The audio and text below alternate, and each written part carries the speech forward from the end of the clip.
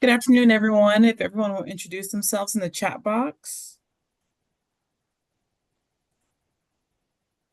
This is the rural Pulaski County, Virginia's Domestic Violence Court Model and CCR training webinar.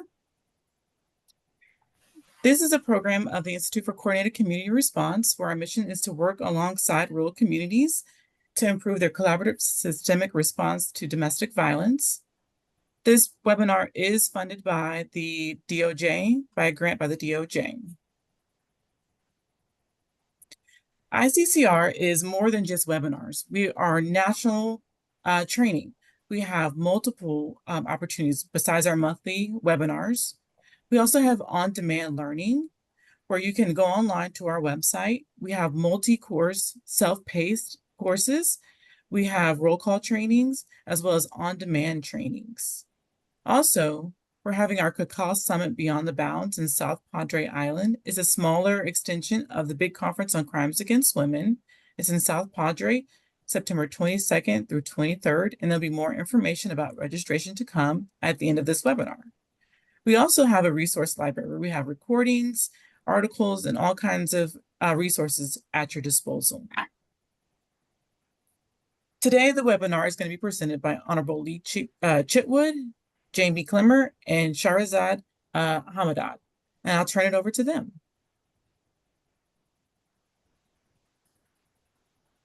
Hello, everyone. I'll get us started, but I'll share my screen first. Just give me a moment.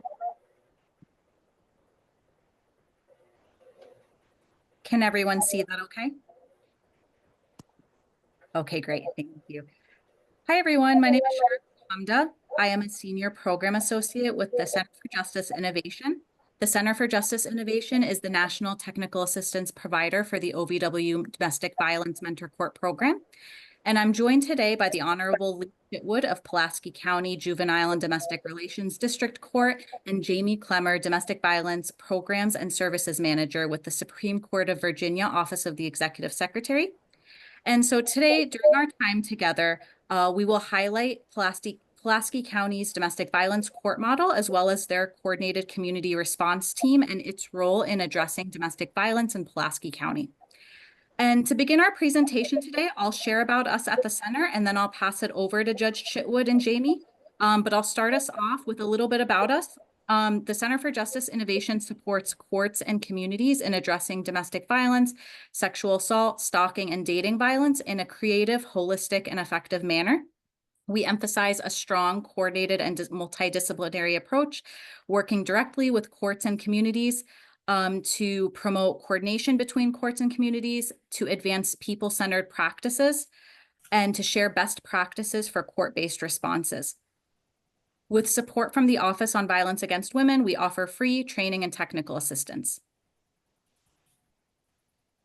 And so as you can see from this graphic, even with the best of intentions, responses from the system can often overwhelm survivors, causing further harm or isolating them from the support that they need. So in response to this issue, many jurisdictions have created and established domestic violence courts designed to provide more consistent and cohesive responses from the legal system and its partners, promoting both survivor safety and accountability for people who cause harm. And so to start us off, what is a domestic violence court? So a domestic violence court is a dedicated docket that schedules all domestic violence related cases involving intimate partners on the same days and times. And in doing so, the courts recognize that domestic violence cases involving intimate partners are high risk and present unique safety concerns. And hearing these cases at the same time allows courts to efficiently dedicate staff and resources to ensure better and safer outcomes for survivors. So regardless of whether you have a domestic violence court, dedicated docket, or simply hear domestic violence cases, these are strategies, we'll go over strategies you can borrow. Domestic violence courts handle various case types from civil to criminal and in different jurisdictions, leading to differences in their structure and models. However, they all share common goals and implement best and promising practices for addressing intimate partner violence. These courts have dedicated and specially trained judges, attorneys, court staff, and bailiffs who understand domestic violence involving intimate partners. They also include community-based advocates, in the courtroom to offer confidential safety planning for survivors and have security protocols designed to minimize intimidation, harassment, and stalking. And a key aspect of domestic violence courts is their ability to build key relationships with various partners to create a coordinated community response to domestic violence. These courts foster and lead interagency collaboration, communication, and better coordination of services to result in improved cooperation levels and trust and opportunities for cross-training and feedback. Partners involved in domestic violence court collaborations often include district attorneys' offices, defense attorneys, civil legal providers, victim advocates, probation officers, abusive partner intervention programs, child welfare agencies, supervised visitation, and other system-based and community organizations to provide services in the community. A central feature of these courts is the coordination with social service providers who can provide confidential safety planning, advocacy, counseling, and other referrals to various support services. So the Department of Justice Office on Violence Against Women regularly selects domestic violence courts that it views as national models for this work, and they designate them as mentor courts.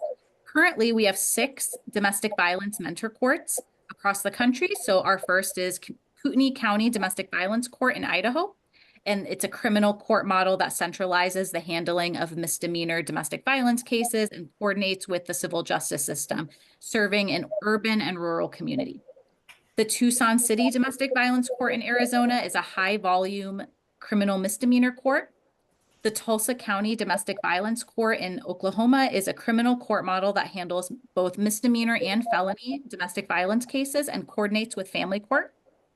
The Winnebago County Domestic Violence Coordinated Courts in Illinois comprise of a dedicated domestic violence criminal and civil court.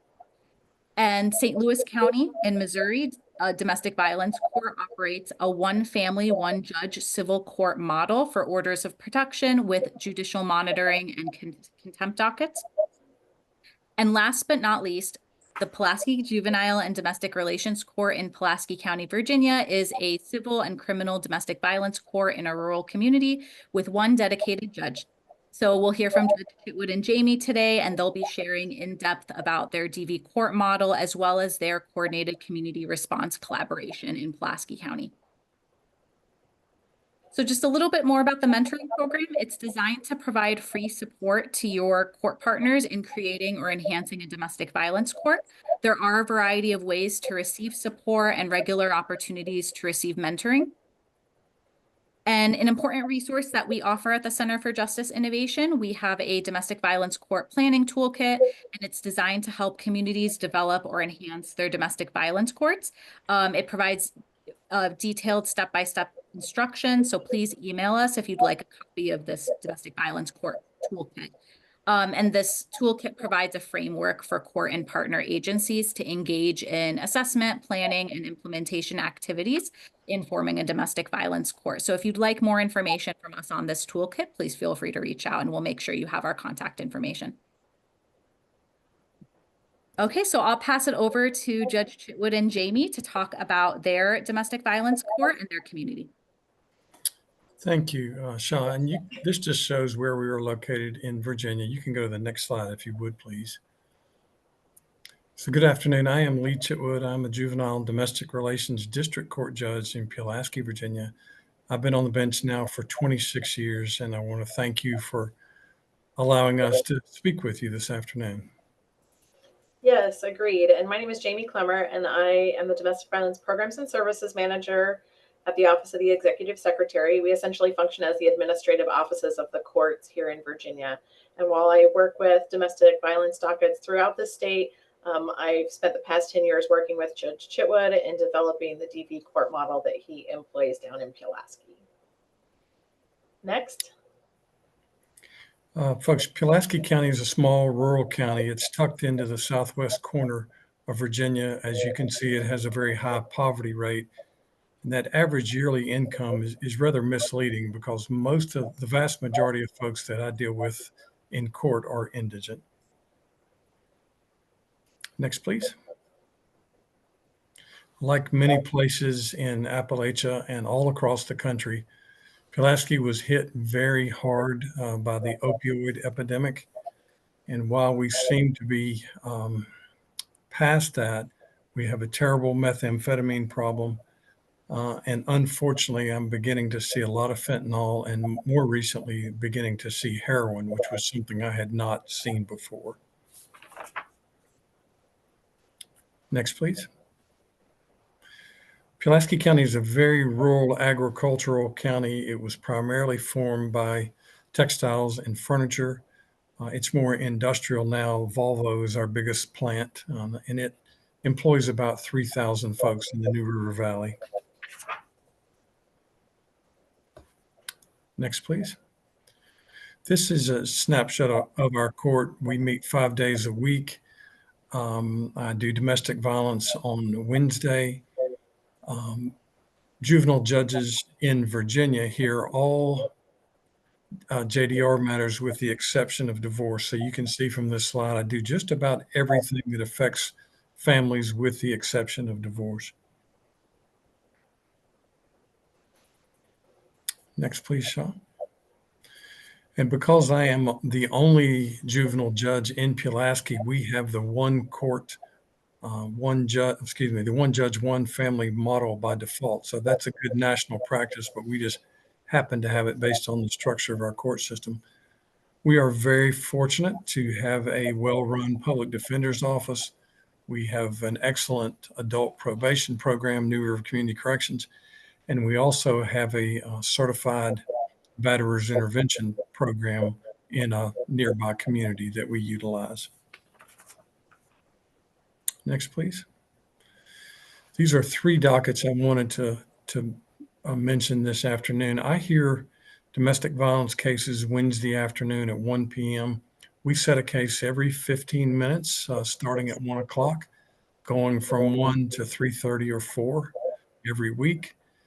And then the thing that I'm most proud of is every Wednesday at 11 a.m., we have a domestic violence compliance review docket in which I hear a case every 10 minutes. And those are folks that I have either found guilty or I have found evidence sufficient for finding them guilt. And I put them on a review docket and I review their compliance every 60 to 90 days to make sure they're doing what they're supposed to, including going to batterers intervention.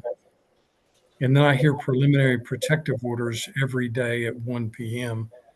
And we set those at a specific time each day so that our advocates can be present and meet with the victims, the survivors, in case they haven't already made contact with them. So it's a very good, easy way for them to start that initial contact. Next, please.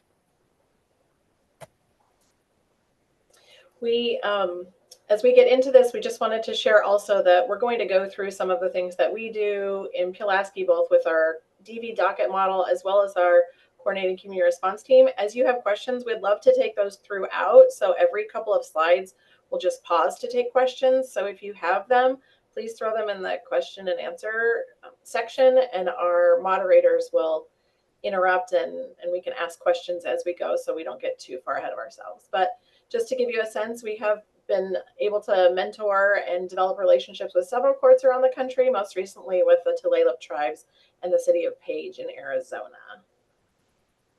Next. And just to get us started, one of the things that's been really helpful for us is to recognize that domestic and intimate partner violence and sexual violence, all of these gender-based violence issues, they manifest at the top, but there are so many underlying issues. There are so many things that need to be addressed that there's nothing that the judiciary can address alone or that victim services or batterer intervention can do in and of themselves. And so we've really found that in order to address all of these layers and everything underneath this general umbrella of DV and IPV, we have so many things that we have to address, like barriers to justice, judicial leadership, language access, technology-enabled abuse.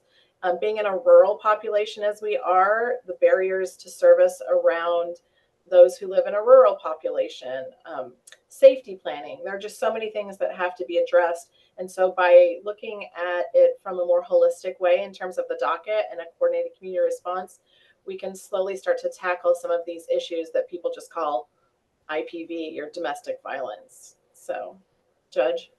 Two things I'll mention very quickly. Substance abuse, as I've already mentioned, is a long-standing problem and is a co-occurring problem. But I've had to make it clear in our work that substance abuse does not cause domestic violence. While it may make the situation more volatile and more violent, it does not cause domestic violence, and I will not accept it as an excuse for domestic violence. And second thing we've had to do is we've had to stamp out the use of anger management for intimate partner domestic violence.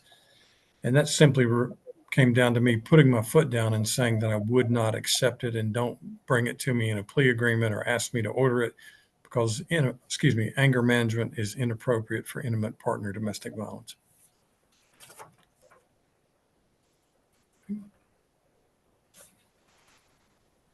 And so we just wanted to share this definition. Shah, I don't know if you wanted to address those. Oh, you're muted. So sorry about that. So we'll, in our conversation about Pulaski's coordinated community response team, we'll just share this definition of coordinated community response for those who might not be familiar. A coordinated community response brings together a diverse group of community partners to develop a shared vision to collectively and consistently address the widespread impact of domestic violence, dating violence, sexual assault, and stalking, and to provide multiple pathways to support and healing and accountability for families. So then we'll go into a discussion on Pulaski's CCRT. Okay, thank you. Well, why did we start a coordinated community response team? We initially called it a domestic violence committee. Well, very simply, I was just not happy with what was happening in our community. I became very frustrated with victims not showing up, victims recanting, victims minimizing, victims blaming themselves, victims coming in and asking to dissolve protective orders that I had entered in very dangerous situations. And I knew that we were not keeping victims safe, and we were not holding offenders accountable, and we were thereby not keeping our community safe. Next, please. So I saw that a great majority of our DV cases were being null-prossed or dismissed, and that was especially troublesome with felony strangulation. We've had a great deal of training on strangulation in our community. And a lot of these cases were not being charged, not being properly investigated. They were asking me to reduce them or dismiss them. The practice at that time was to place someone on probation, order them to do certain things, let them walk out the door, and 12 months later find out they hadn't done anything and they've moved and there was no follow-up and there was no way to enforce the court's orders. And third, we were all working in silos. There was no collaboration between the various stakeholders in the community. And you would see law enforcement come into the courtroom, and after they had been out of the scene and worked hard and maybe been at the scene 3 or 4 times, came to court, see the case null-prossed. And you could just see the look in their eyes and the frustration of them saying, why am I working so hard and trying to protect people? We come to court and nothing happens. So why should I bother? So those are the reasons that we knew that we had to make some changes. Next, please. Before we start, there are a couple of questions. Could we take those questions now?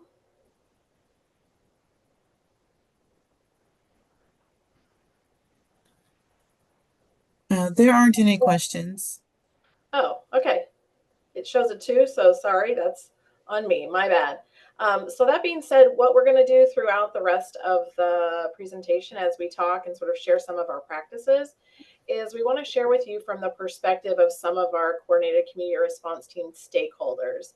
And we thought a good one to launch would be a discussion about our public defender, who was sort of the first person that we met a little resistance from, that we needed to get on board, because everybody's coming at it from a different angle. And so as we first talked about this with our community and making sure that the stakeholders were involved, this is one of the folks that we had to sell first. So we'll hear it from his words. If you could play that video, Shah, please.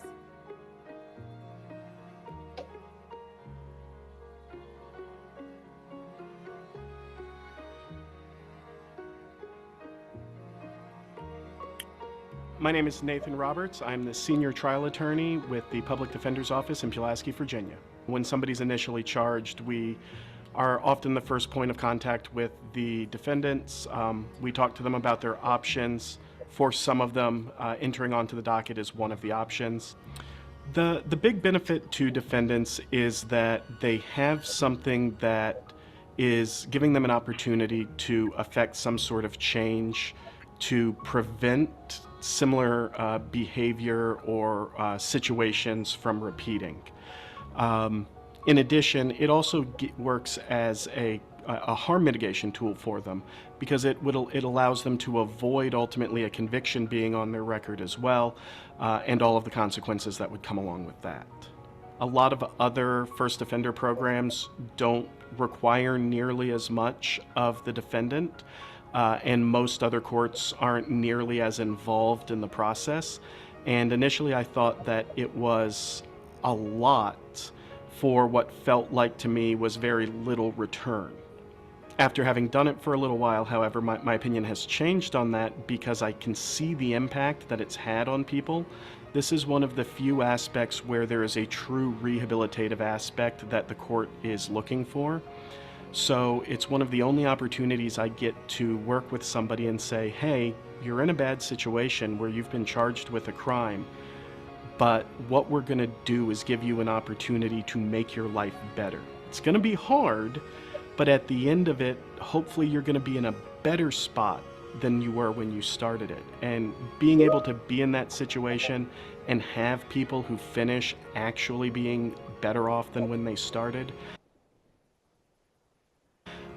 is frankly one of the best things that can happen in my job. Thank you, Shah. Will you go to the next slide? So it didn't happen overnight, and I really love this graphic because it just sort of shows you, and if we could have like 7 slides that show the expanse of all of the work that we've done, we would do that. But it just is to give you an idea of the timeline of what we went through, wrangling all the different partners and producing deliverables that were available to both our partners and to the citizens, showing results, listening to everyone's perspective and getting everyone's voice, getting training on best practices ourselves so that we could then share them with our court community and our community of stakeholders in general. You know, none of it happened overnight. We really had to focus on a couple of things at a time and build on what we had, take our foundation and add a little bit more, add more resources as we had time, add more people, add more practices as we were able. You know, if you look at the graphic, it's true that when we had grant funding, we were able to do more. That's just how it goes. But there are definitely years throughout the past 2 decades where we have not had grant funding, and we had to implement solutions and best practices that didn't cost any money. We had to do things that a grant wouldn't cover.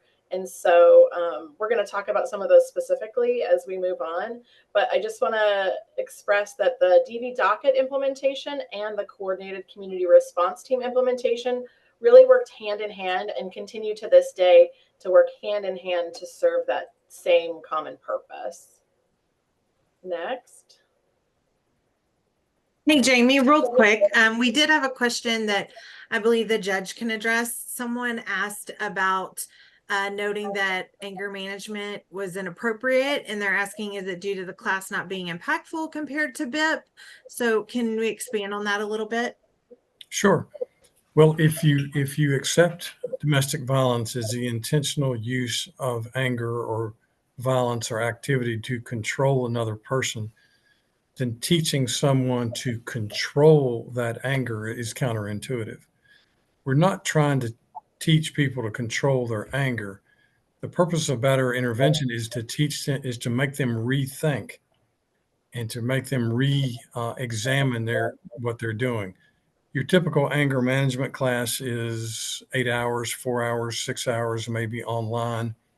A minimum batter's intervention program is going to be 18 to 19 sessions. Ours is 19. Some are 26 or as many as 52. So they're very, very different concepts. Anger management is appropriate perhaps for road rage. It's appropriate maybe for misbehavior in your office. but it's completely the opposite of what you're trying to do in terms of intimate partner domestic violence. And the research shows that anger management makes victims less safe and not more safe. So that's sort of a quick analysis. Jamie, do you want to add to that? Yeah, I'd love to. And a couple of other pieces, when we look, there are other components to better intervention program or abusive partner intervention programs, APIP or BIP, depending on the language you use, that just aren't incorporated into anger management. For example, interaction with the victims, probation, typically, or some agency has an intervention program to allow victims to be have some engagement with the program. So that's one piece. Another piece is around the curriculum. In APIP programs or BIP programs, they're really looking at things like coercive control, cultural assumptions, misogyny, things like that, that really impact intimate partner violence that aren't addressed in anger management. And so we do have a resource that, and I know that the Center for Justice Innovation has a couple of resources, so maybe we could share some of those comparative charts around that in the aftermath to give folks some extra resources about that. Yeah. And there's really no evidence whatsoever that anger management has any long-term benefit. We were in a training last week or the week before in Pennsylvania, and I got this same question. The gentleman said, "Oh, well, some of my folks have done well with anger management." But I think if you look at the research, you'll see it has a very short-term effect and no real long-term benefit. So I hope that answers the question. Yeah. Thank you. Keep asking questions, then we can engage. But to give you a sense of where we began, one of the first things that we decided we needed to do, we had the docket in place for a little while. We knew we wanted to grow the CCR and create that mutually beneficial relationship between the docket and the CCR. And so we had heard a lot of frustrations. And so we decided that the first thing we needed to do was put out a survey that was anonymous and let everybody in the county who touched any of the DV survivors, IPV survivors in any way, and the courts, give them a chance to sort of air their grievances. Law enforcement who's frustrated about going to the same houses over and over again. Prosecutors who are frustrated with seeing the same victims over and over again, or having victims show up and recant. Community service boards that were tired of keeping people on probation to no end. All of these folks had their own frustrations. And so we decided we needed to do some level setting.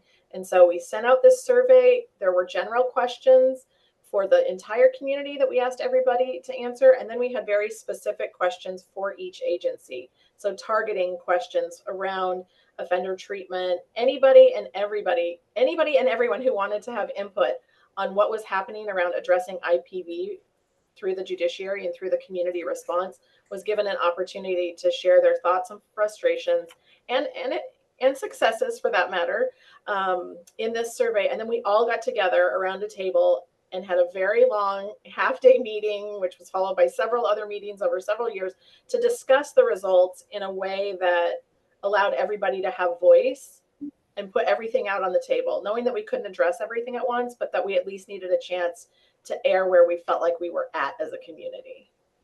Next.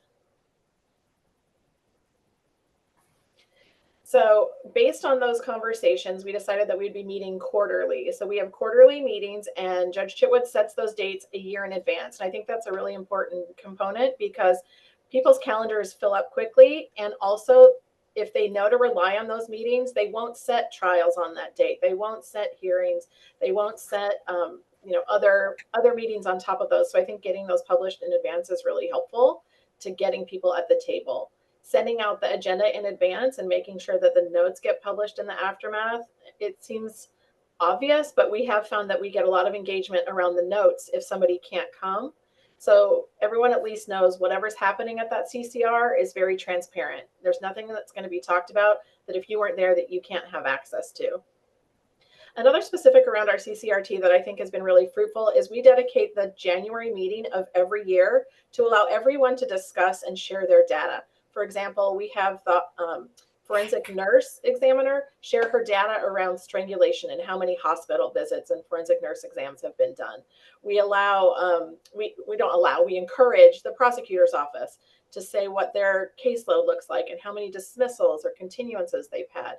victim services. Really, everybody who comes to those meetings has an opportunity to share whatever data they want so that we can generate conversations about what's working and what's not working. And it gives people an opportunity to share their successes. Like, hey, we've gotten so many, our continuances are down, or whatever their number is, right? They have an opportunity to share that. And so I think that's been really important, as well as to say, oh goodness, if you look over the past several years, our forensic nurse strangulation exams have really gone down. Why is that? And then it generates an opportunity for people to discuss issues and problems, and then everybody gets to focus on the solution. Next. This is a rural court community webinar. And sometimes, you go to these national trainings and I just laugh when they say, like, here's your coordinated community response team. And they list 97 agencies, and we have like 7 or, 7 different agencies who are providing victim services. And we have 1 that can barely meet the demand. So I think sometimes it can be really overwhelming when we talk about rural court engagement and CCRs, when we hear sort of the national best practices and what others are doing. And I think it's really important that if you'll go to the next slide, that we focus on what rural communities do right, and that is relationships, right? It can also be a barrier, but one of the things that rural courts have the opportunity to do is when they see a problem, go to the office next door and say, hey, we're having a problem. Can we find an easy solution? Really giving yourself the opportunity to maximize the strengths of being in a rural area and say, okay, maybe we don't have a certain service, but we do have faith-based organizations who are doing the work of some victim service agencies. Are they at the table? Getting unique and different voices at the table that rural communities have that maybe some urban communities might not have. So really being able to flip the script and say, okay, we've got our barriers as rural communities, but we're going to use what we do have to our benefit. Next.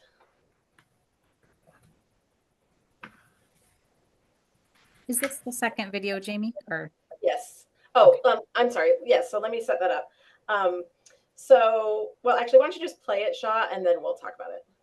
Thank you.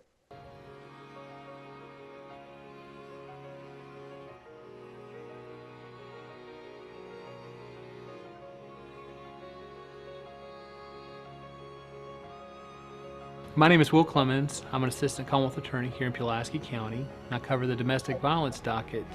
The biggest impact that the Commonwealth Attorney's Office has seen here in Pulaski County has been compliance with the docket. We've seen a lower recidivism rate for those who are successful at completed domestic violence alternative program and complying with the court's orders in that respect. If we've seen folks that will go through the program, if they complete it, we will not likely see them back here in the near future. I love doing this work, and it kind of is a little personal to me in a sense. My mom was married to a guy who was an alcoholic. He was abusive towards me and my brother. So it kind of gives me a way to give back to the community and try to address those issues really with victims. And so I've kind of, walked in their shoes to a certain extent. Nothing like what some people go through though, and my heart just really goes out to them. In rural communities, our table might not be as long as it is in other places, but we definitely get voices like that, like our prosecutor who is really invested in finding people who are personally invested. And what we find is that as communities, as we as a community share and start best practices, it sort of spreads into other communities. We've had several different examples of things that we've been able to start in Pulaski, and then someone else says, oh my goodness, I hear you're doing that in Pulaski. How do we get that? And so even in our court, we see 5 different law enforcement agencies. And with we had one who was leading the charge in lethality assessment protocol. And then as soon as some of the others heard it was going on, they said, oh, well, if they're doing it, we can do it too. And so there's kind of this trickle down effect when you have a smaller community to hear about the successes. So I'll tag you in, Judge. Okay, thank you, Jamie. These are just some of the small successes we've had. As I mentioned earlier, had to eliminate anger management. And anger management is kind of like playing whack-a-mole. The more times you smash it down, it seems to come back up in some context. But I think we've eliminated it in Pulaski for intimate partner domestic violence. We have a very small courthouse, as you could see from the videos, but we've arranged with our bailiffs that the victims come in the back door, they're escorted by an advocate, and they get to go out that back door with an advocate, which enhances safety. When a victim comes into the courthouse, the advocates or the Commonwealth's attorney will notify the bailiff, hey, we're taking them to a private area. Call us and we'll come in. So we're trying our best to decrease the intimidation that goes on in the courthouse and in the courtroom. We created a policies manual. And I think a lot of times when you create a manual, you put it on your shelf and it just collects dust and it's not of any value. That's not the case here. Because there's such tremendous turnover, especially with law enforcement. You have a new crop of law enforcement comes in, it seems like every year, and they look like they're about 16 years old. But every agency has a set of procedures within this manual. So we don't have to go back every time we have a new person come in and start over. They've already set out their duties in writing, and all they have to do is consult that. That has been a really big success.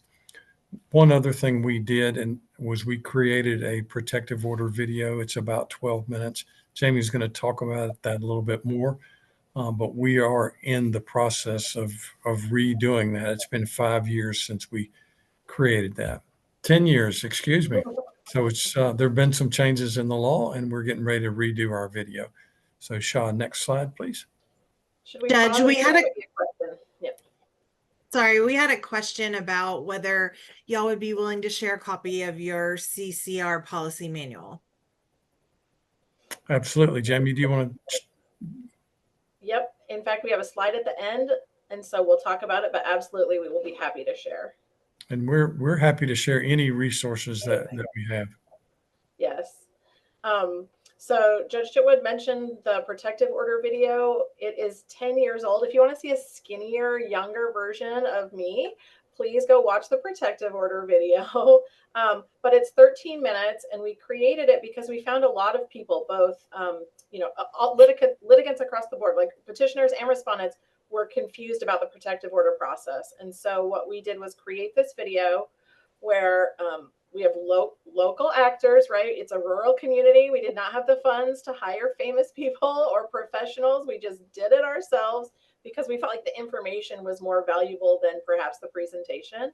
But we worked together. We drafted a script. We had our coordinated community response team review the script, add input, take things away, so that we really all had buy-in around this video. And the video gets used after someone has a final protective order entered in. Then they sit in a conference room right outside the courtroom, and under the bailiff's supervision, they watch that 13-minute video. So it does a couple of things. One, it gives that respondent all the information that they need to know. We don't want someone to go purchase new firearms and then get in trouble for that. We want them to know that now they cannot purchase firearms and all the other components. We also want petitioners to have that same information, but we know that they need to, one, get out of the courtroom safely.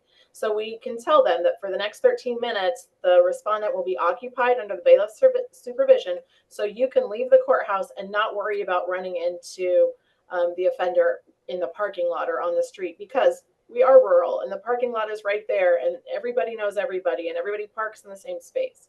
So it's a safety issue. But then two, we pass out business cards that have the link to the protective order video on it. It's hosted on the Pulaski County Public Court website. It's in English, Spanish, and with closed captions. And it allows that petitioner to view that protective order video in a better space. So we consider that to be a real trauma-informed practice, so that they can watch that video in their own time, in their own space, where they're comfortable, where they can access it.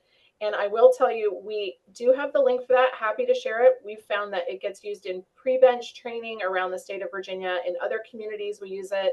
And we've had several folks ask to have us share the script so they could modify it for their own state. And we would be happy to do the same for you all. But I will say that it is 10 years old. And one of the things that we've learned growing out of our mentorship and our relationship with the Center for Justice Innovation is around plain language and the importance of having materials in plain language. And so upon reviewing this video, we have reached out and asked for a grant to redo the video in plain language with the hopes that it will make this information more accessible to more people. So that's the video. Next. Okay, we'll talk a little bit more about some of the successes that we've had. We don't have exhaustive data on recidivism, but I can tell you anecdotally that the folks that I send to batterers intervention and successfully complete that do not come back. We have a certified batterers intervention program certified through the state of Virginia.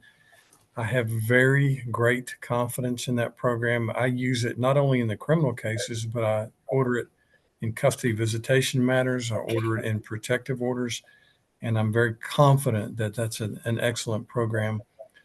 We also have a good relationship with our probation folks. They are key to our compliance docket. For every compliance hearing, they provide me with a written report that says they've done their substance abuse evaluation, their mental health evaluation, they've started their classes, they're drug tested. There's an opportunity for victims to reach out to probation to report problems. So I'm getting a good report at each review. And I think that really the key to the compliance docket is I know very quickly if they're going to comply. So if they comply, I can keep them on the docket. If they're not complying, then I can bring them in, find them guilty, and give them the appropriate sanction. My goal is not to convict anyone. My goal is not to punish anyone. My goal is to have them complete this so that they can be a better spouse, a better partner, a better parent. But I also want, if they're not going to comply, I want to know quickly so I can take the appropriate action. As Jaime just highlighted, we have the protective order video. I've also developed multiple bench cards through the years.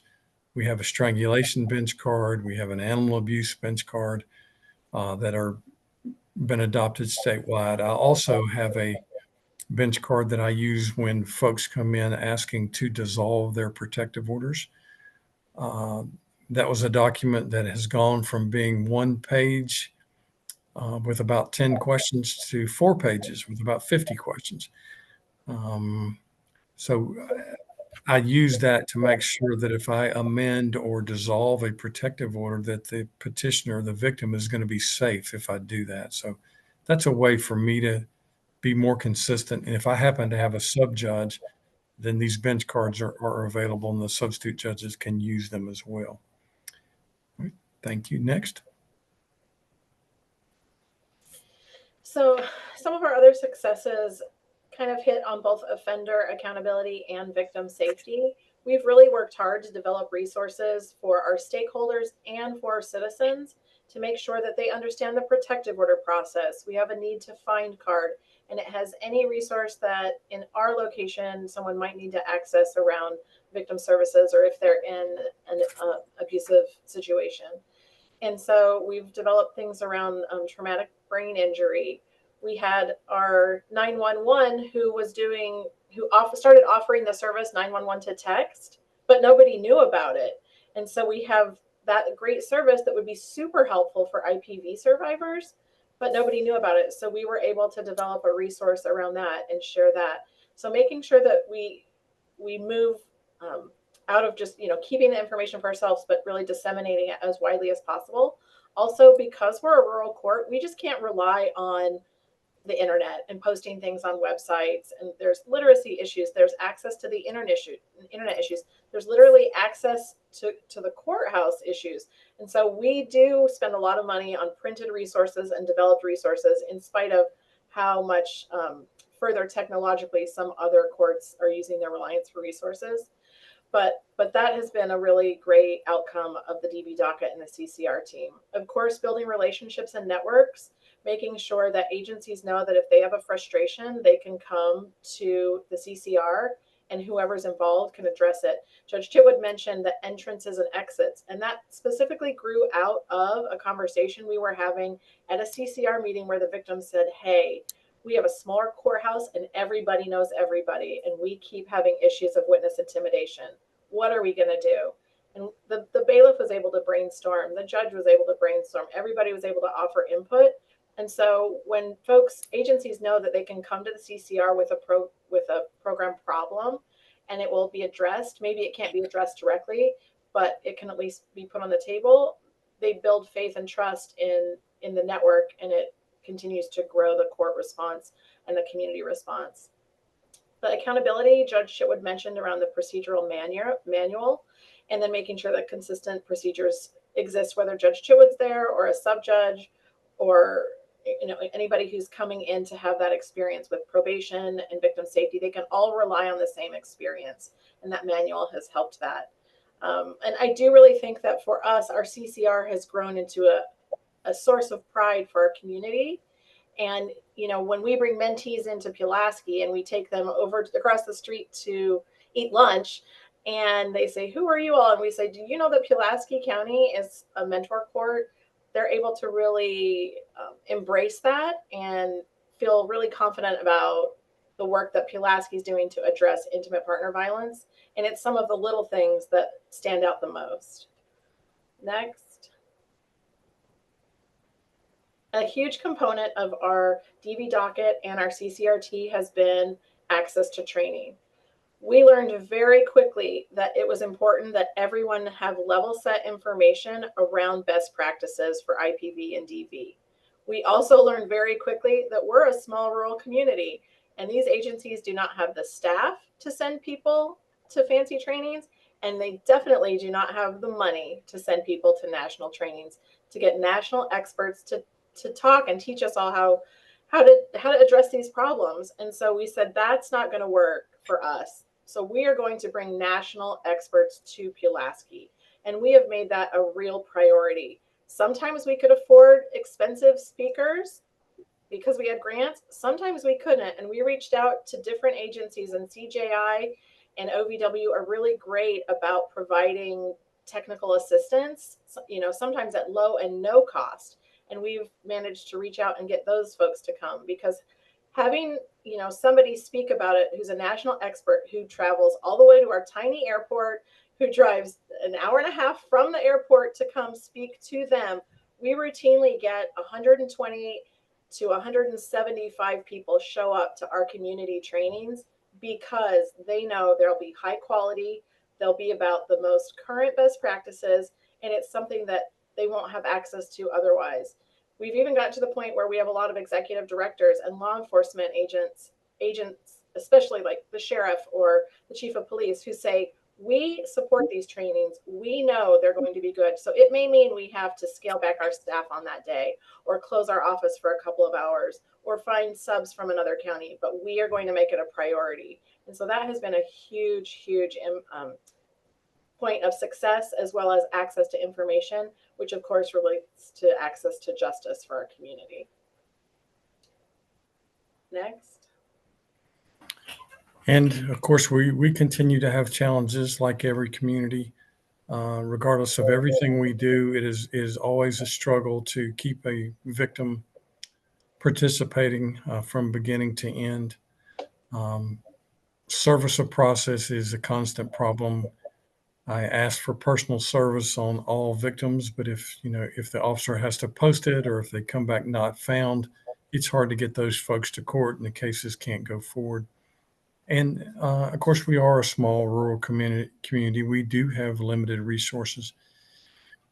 The thing about agency turnover is that Jaime and I have found is that you have to train and train and train and train, because you got all these young folks coming in who don't have a DV background. So you've got to bring in an expert on strangulation, and then a couple of years later, you got to do it again, just so you catch the new people. There's still resistance from some folks, and frankly, I find some resistance to my colleagues on the bench. Some are not interested in domestic violence, don't think that judges should be involved in this type of work, that we're just supposed to hear cases and make decisions. One of the barriers, of course, that we have is transportation. I was at a meeting recently, and they talked about Uber. And I laughed and just said, well, we don't have Uber and we don't have taxis and we don't have really any transportation within the community. And there are always more folks that we need to bring to the table. The faith community is one representation that we don't have at our CCR table that I think we really need. Okay, next, please. And Shaw, I think you were going to address this. Yeah, so I just wanted to uplift what Jamie was talking about earlier in terms of the barriers that rural CCRs might face, but also what Judge Chitwood was just talking about incorporating the faith community. So at the center, when we work with communities that are creating or enhancing coordinated community responses, one big thing that we like to encourage is for communities to expand their idea of who could be at the CCR table. A lot of the time CCRs focus more exclusively on legal system players, but we know that domestic violence, dating violence, sexual assault, and stalking are community issues. And so it requires collaboration across a vast majority of systems, and it's important to activate a broad base of community groups. So we are sharing just a few. We don't want to go through all of these right now, but we just wanted to kind of uplift the different groups that can be involved in a CCR and that can provide a lot of value to a coordinated community response. So we have just some different stakeholders here. And of course, this PowerPoint will be available after the fact, and then we'll share our fact sheet on coordinated community responses that include these wide variety of stakeholders that you can reach out to in enhancing your CCR. And we have some more. And so we just encourage folks to think about who is missing from the conversation that would be able to provide value for your CCR and who can contribute to the domestic violence response in your community. We have another video. Jamie, are we ready to play this one? Yeah, I was just going to say one of the things that we found as we continually do an assessment of who's at our table is we realize we do not have the voice of victims represented on our CCR. And so by bringing someone in who is now in a place that as a survivor can speak to some of the issues, that's been really beneficial as we even address forms and practices and policies. So that's been really helpful for us. This is the last of the videos that we're sharing, and I'm just going to let it speak for itself, and we'll talk about it after if you want to just hit play.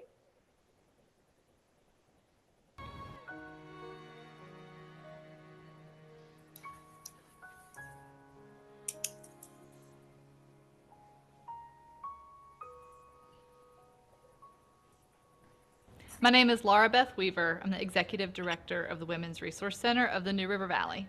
The courts play a really important role in upholding victim safety because by the time a victim is going through the court process, something egregious has already happened, right? They've already been put into danger. And it is the court's role to help facilitate a process where the victim can be safe while the offender is being held accountable. The Women's Resource Center clearly, for 45 years, couldn't do this work alone. And the court clearly can't do this work alone. And so this kind of deconstructs those silos that are so easy to build and says this is a public issue and there needs to be a public response. Ending domestic violence might not happen, like we might not see that there is no domestic violence in the world. But what we can see is family by family interrupting the cycle of violence. We can see neighborhood by neighborhood standing up to hold offenders accountable and protect the safety of victims. We can see court jurisdiction by court jurisdiction saying both of these things can happen. There can be both victim safety and offender accountability. And we put time and effort into this relationship because we know it works. We know that both offenders and victims in Pulaski County benefit from this program. I love that video. Next. So it makes it seem like, oh, we have all these amazing things happening, which we do. We have amazing things happening. And also we are constantly struggling with, I imagine, some of the same things that you all struggle with. So it has been 10 years since we did our last self-assessment, and this time we were able to use a peer-reviewed Center for Justice Innovation, actual self-assessment, and not just questions that we came up with as a group. And we issued it again, and we put it out to our stakeholders. We gave people the opportunity to say, okay, what are we doing right and what are we doing wrong? And we updated the goals that we have. We made some really specific goals around interpretation and translation and a couple of other things that we were struggling with. And I think it was a good, again, opportunity to give people a chance to share their feelings about how things are going. We also have a litigant survey, and I'm going to let Judge Chitwood talk about that in the next slide. When folks go through our compliance docket at the end of it, we give them a very simple 2-page survey. And page 1 is just some check boxes for them to tell us how they were treated and if they were treated with respect and dignity throughout the process. And on the second page, we give them an opportunity just to tell us whatever they want. And occasionally we get negative comments, but the majority of them are like this. And folks say that going through DVAP, that's our Batterers Intervention Program, has really helped them. So this is a way for us to kind of get information from the defendants that we would not get otherwise. And the majority of the comments that we do receive are like this. So that makes you feel good when you get a comment like this. Next, please.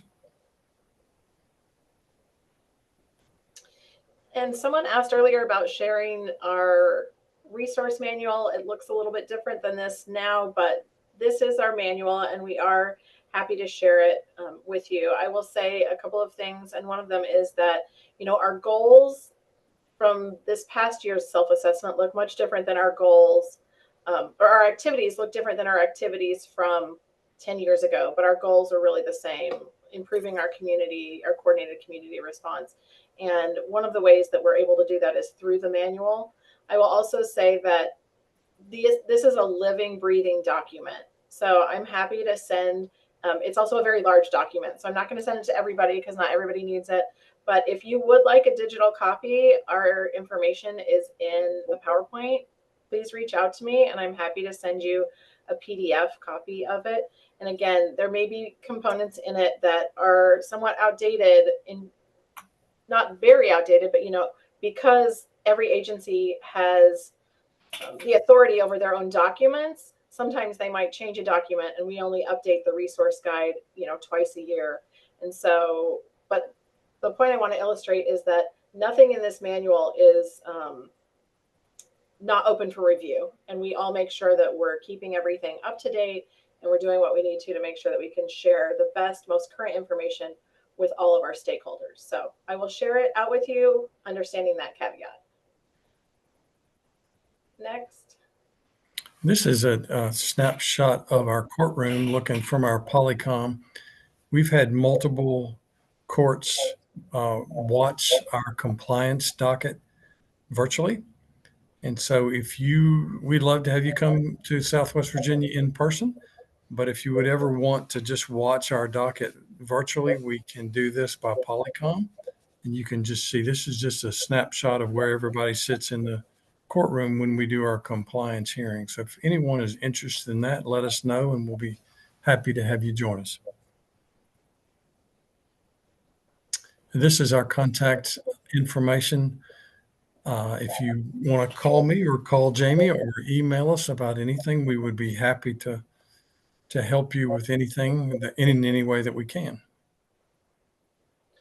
And so if there's questions about any of the things that we've covered, we thought now would be a time that we'd open it up and get into a discussion about what resonated with you or what you're seeing or what you're experiencing that might be the same or different in your rural community.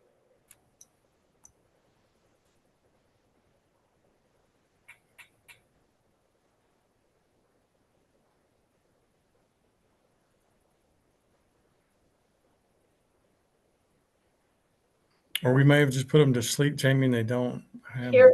We may just have to give people No, back. there's somebody that has raised there's a few folks that have raised their hand. So I'm going to unmute them and let them ask their question. So let's see, Candace, I'm going to go with you first. Go ahead and you should be able to talk. Okay, thank you. So I am in Georgia, um, and I am specifically our rural paralegal. And I don't know, of course, courts are different in each state. And so we have like basically our like the circuit. And so how do you, even though the judges go from each county, say we have 6 counties in this one, you may have a judge that's on board, you may have a judge that's not, but then there's still going to be the ones, they only have the calendar call or whatever once a month in our more rural counties. Yeah. And so have you seen it work in those kind of situations, or any input is appreciated? Sure. It is much harder for a judge who's not in the same place every day, because it's hard to hold meetings. It's hard to get folks together at the end of your day. There are 5 of us in my judicial district, which is 8 counties and 2 small cities. But I just find that judges are interested in what other judges are doing.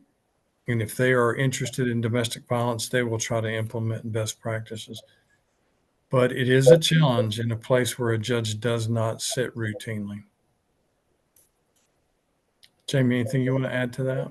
Nope, just sorry, that is tough. But I will say I wouldn't give up. I would say if you've got one judge who's interested, start with the one judge, even if that means that there's only one day a month where you've got some of these practices employed.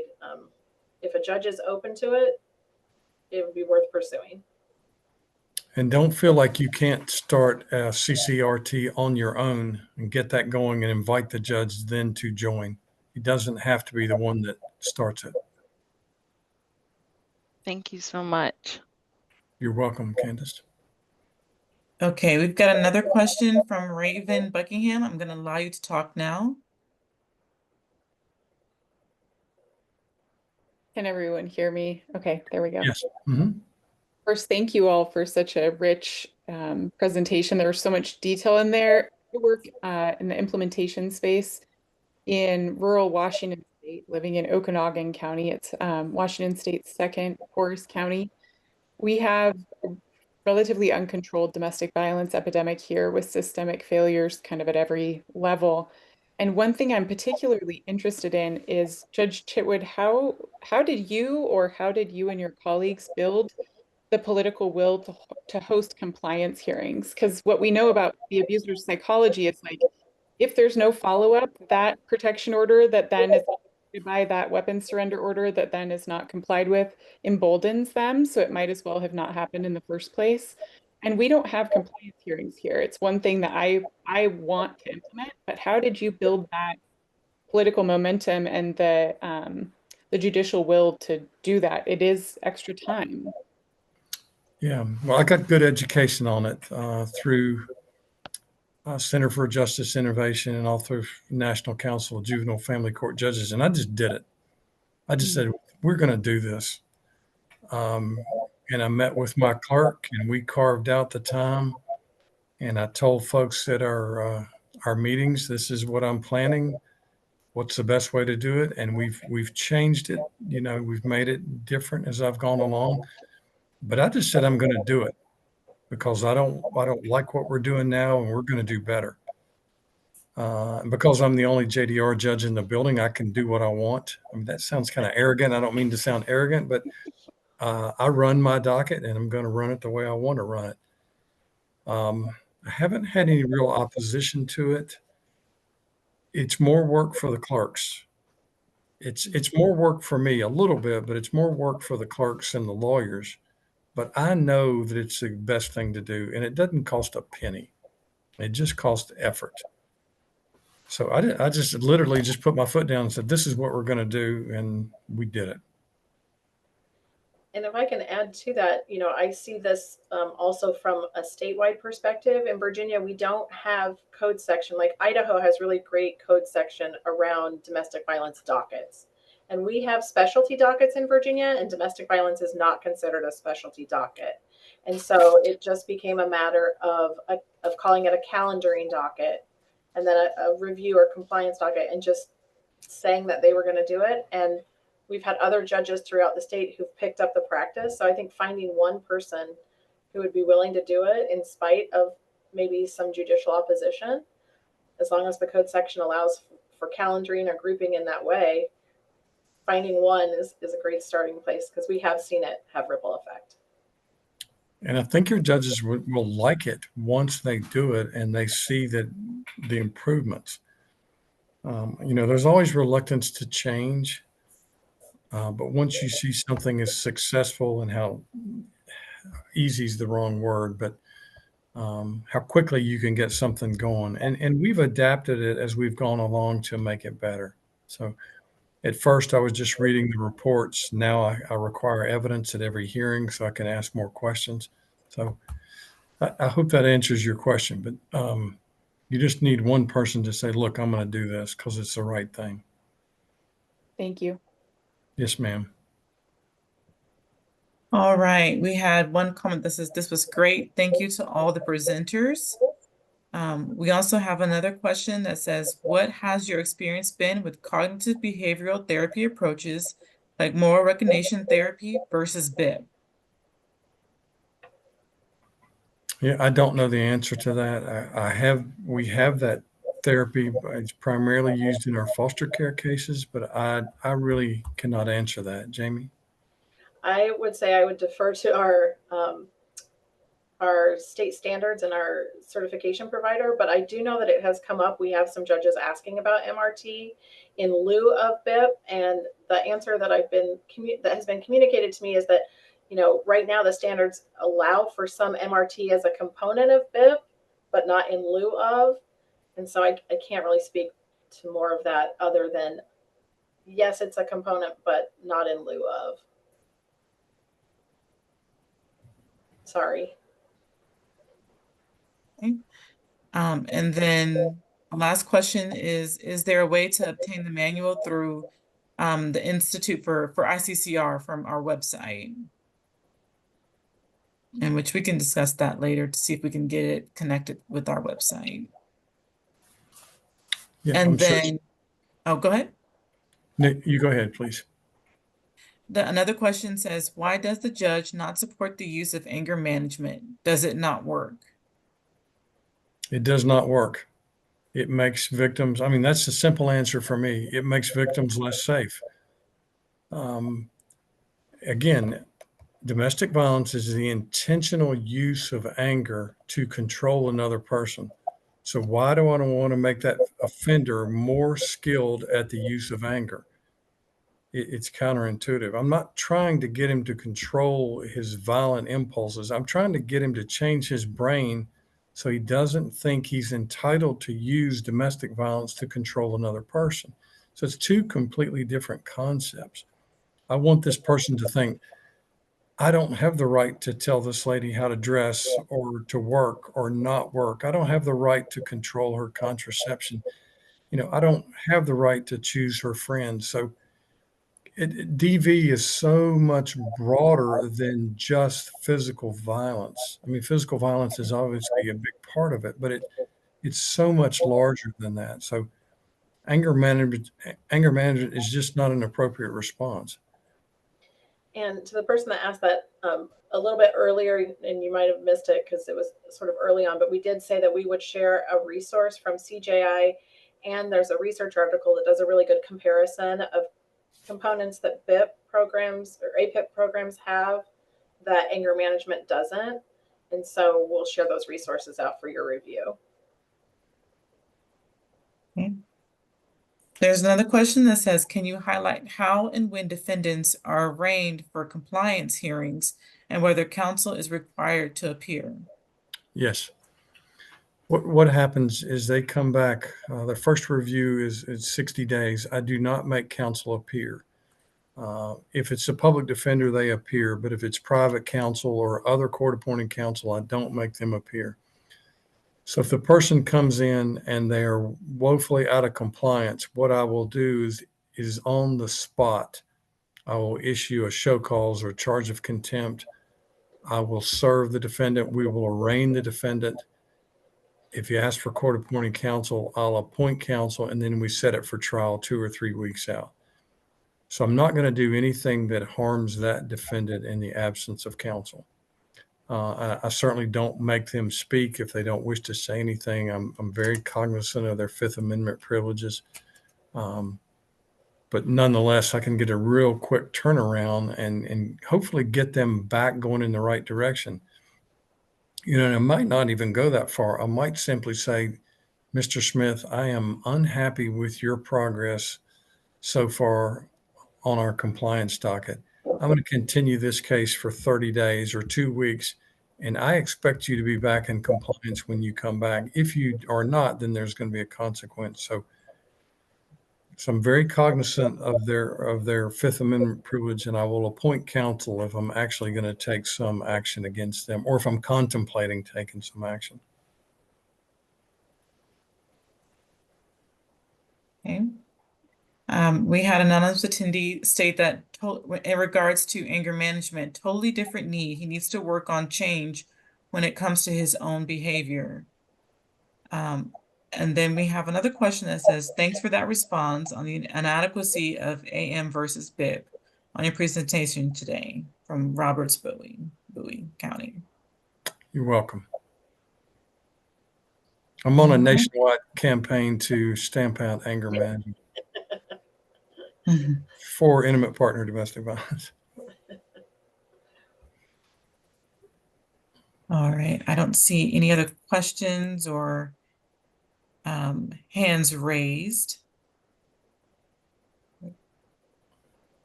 One person did say, thank you for this presentation. I love the comment of Judge Chitwood. I'm a prosecutor in Connecticut, and after COVID, our DV dockets disappeared. Our victim advocates would like to see them return, but resources are limited. I will be requesting the virtual link to attend your compliance docket and your manuals. Thank you again. So, great, thank you. And more thank you comments. All right. Don't see anything else. I'm going to share my screen to close out the webinar. Okay.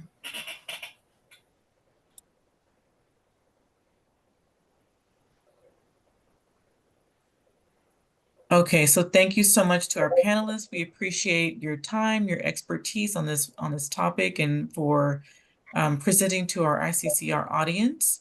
The Conference on Crimes Against Women, I mentioned it earlier, but to mention it again, also has the Cacao Summit Beyond the Bounds.